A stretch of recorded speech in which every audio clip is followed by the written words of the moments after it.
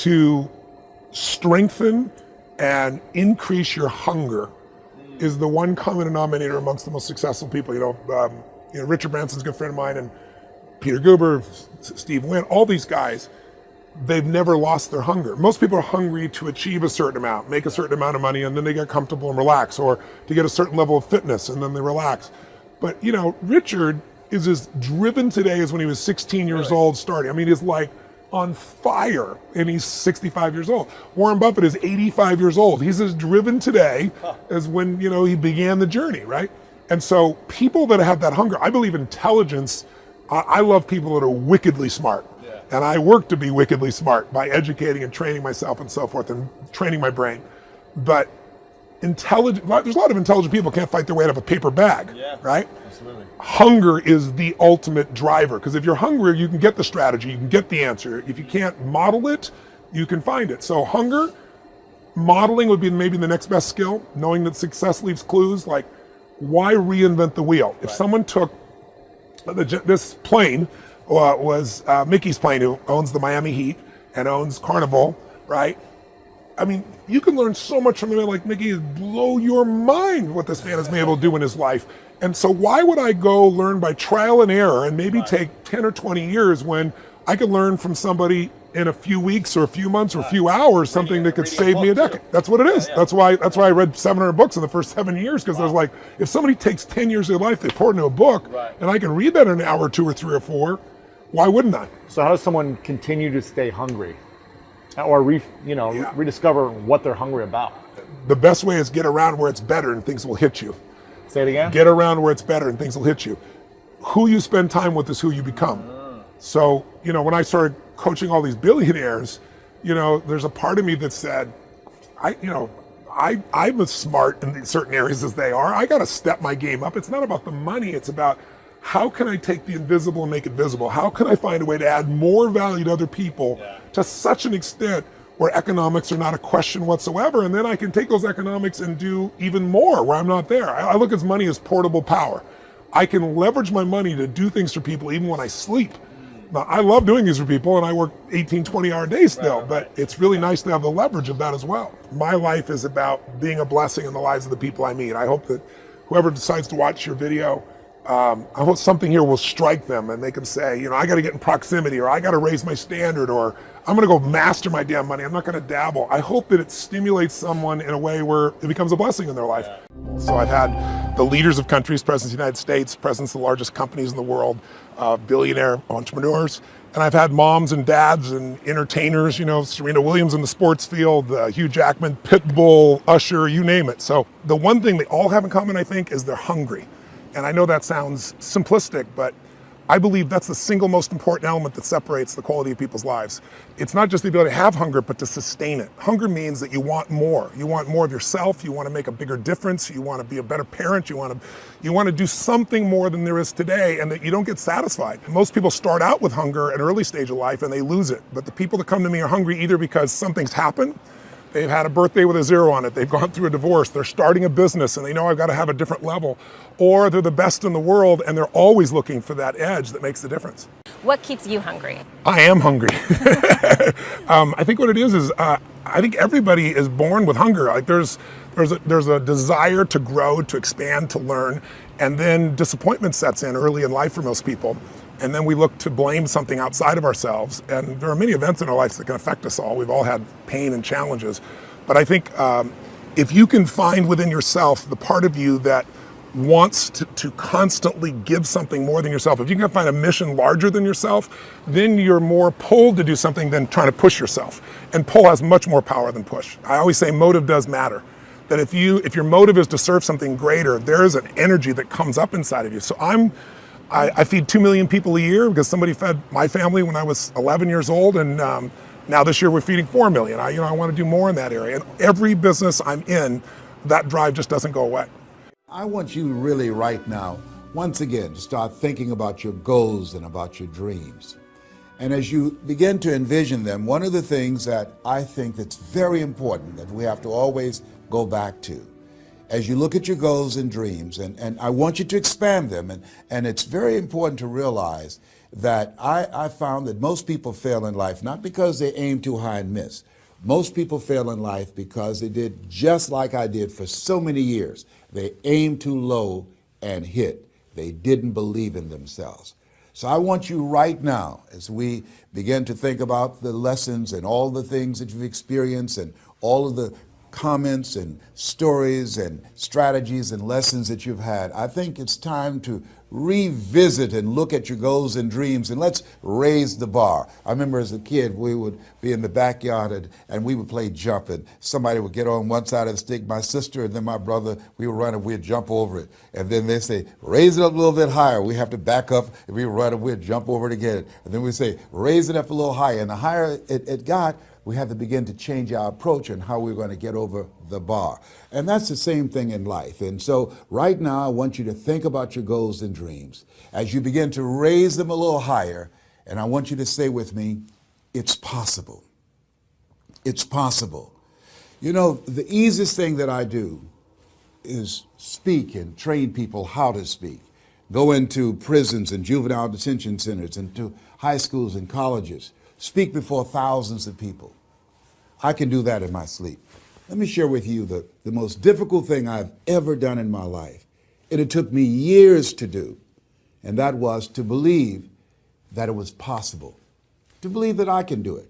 Given my circumstances, born in an abandoned building on a floor, being adopted, being labeled educable mentally retarded, failing twice in school, no college training, never worked for a major corporation. To believe that I had something of value to say, that somebody would want to listen to me, to believe that somebody would pay me to talk to them.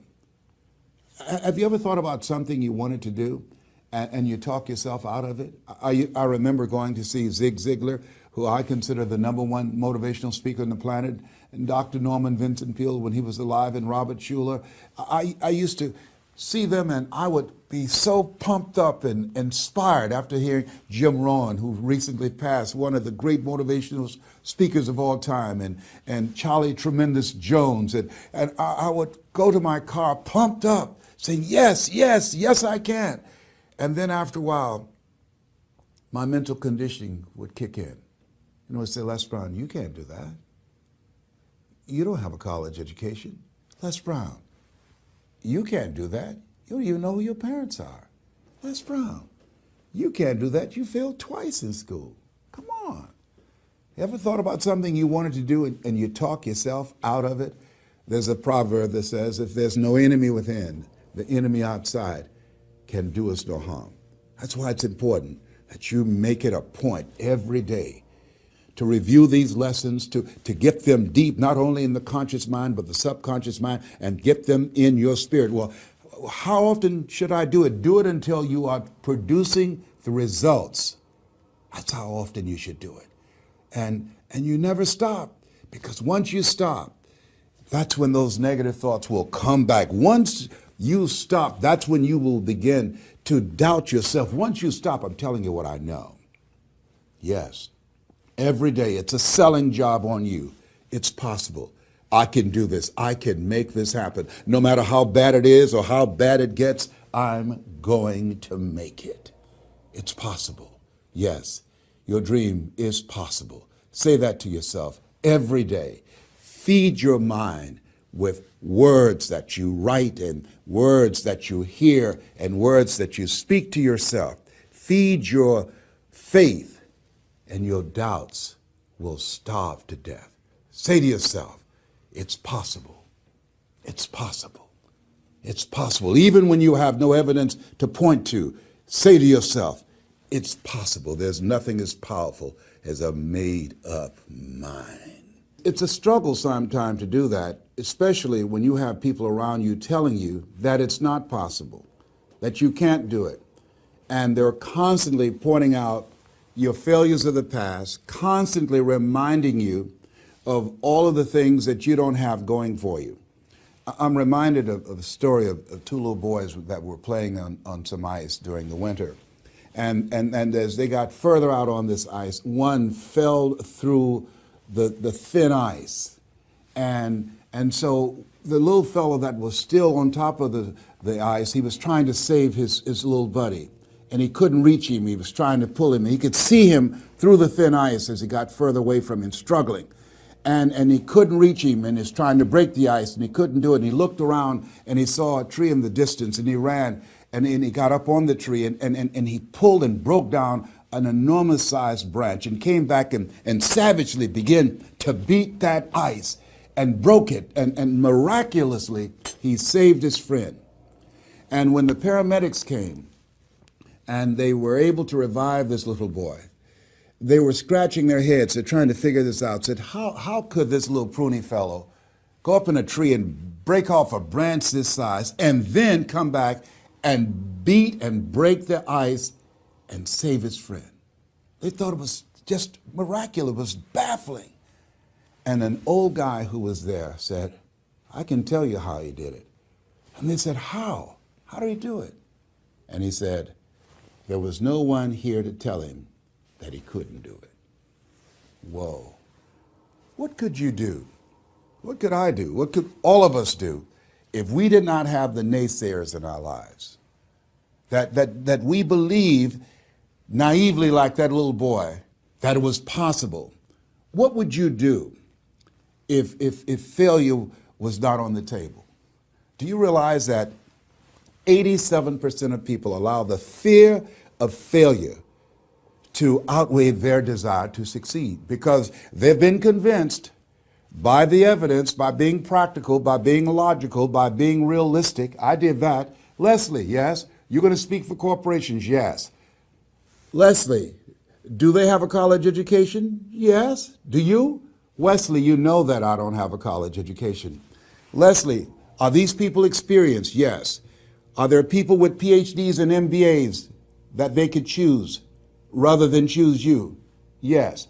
So you don't have a college education. You have no experience. You're talking about becoming a speaker, and they're going to reach over people with PhDs and MBAs and years of experience and choose you. Are you being realistic? Come on, Leslie. Come on, Leslie. You can't do this. My brother, he's a wonderful person. And he constantly reminded me that I couldn't do what I'm doing now. But that really wasn't the bad part. The real bad part was I convinced myself that I couldn't do it. Not only because of those things that he pointed out, being practical and realistic, but also that within myself, I didn't believe what Mike Williams, my mentor, said was possible for me. Have you ever had somebody who believed and saw something for you that you didn't see for yourself? And here's how I escaped that. I discovered that sometimes you have to believe in somebody's belief in you until your belief kicks in. So here's what I am believing for you. The goals that you right now have, the things that you have envisioned for yourself, this is a reflection, what you've done thus far and what you are engaged in doing is what's possible for you right now. But there's even more. You don't even know what's in the future. Eye has not seen, ear has not heard. If you believe in yourself, if you constantly remind yourself after every defeat, after every setback, every time you get knocked down, I've got a saying, if life knocks you down, try and land on your back, because if you can look up, you can get up. See, a lot of people, because of failure, they stop believing. Let me share something with you. You will fail your way to success. Yes. 8 out of 10 millionaires have been financially bankrupt. You will fail your way to success. It doesn't matter how many times you fail. It doesn't matter how many times people tell you that you can't do it. It doesn't matter if you don't have a dime in the bank. You will fail your way to success. What's very important is you're believing in yourself. You're constantly saying, somehow, some way, I'm going to make it. I remember a lady out of Detroit, Michigan. They call her Martha Jean the Queen. And she had a motivational message she gave all the time on the radio. And the question she would ask was, do you really want to win? Do you really want to win? And she said, if you really want to win in life, you've got to believe in yourself when no one else does. You've got to believe in yourself. See, it's easy to believe in yourself and to have faith if you have a good bill of health, if your relationship is working out fine, if you have money in the bank, if you have a secure job, if your mortgage note is paid current, if the children are acting like they have good sense. It's easy. If you go to a doctor, they say, oh, you're doing real good, I'll see you next year. It's easy to have faith then. Let me tell you when it's really tough to have faith. When you lose your job, when you lose your retirement, when you go to the doctor and they look at you and say, you have cancer. Cancer is the most feared word in 7 different languages. That's when it's tough to have faith then. And that's when you need to call on your faith then. They said faith is the oil that takes the friction out of living. That's when you need to believe in yourself then and judge not according to appearances and say to yourself, it's possible. It's possible. I can make it. It's possible. I'm going to get through this. It's possible. I'm not going to allow this to get the best of me. Yeah. I don't know what you're up against. I don't know what you're facing, but here's what I do know. You've got something special. You've got greatness in you. And I know it's possible that you can live your dream.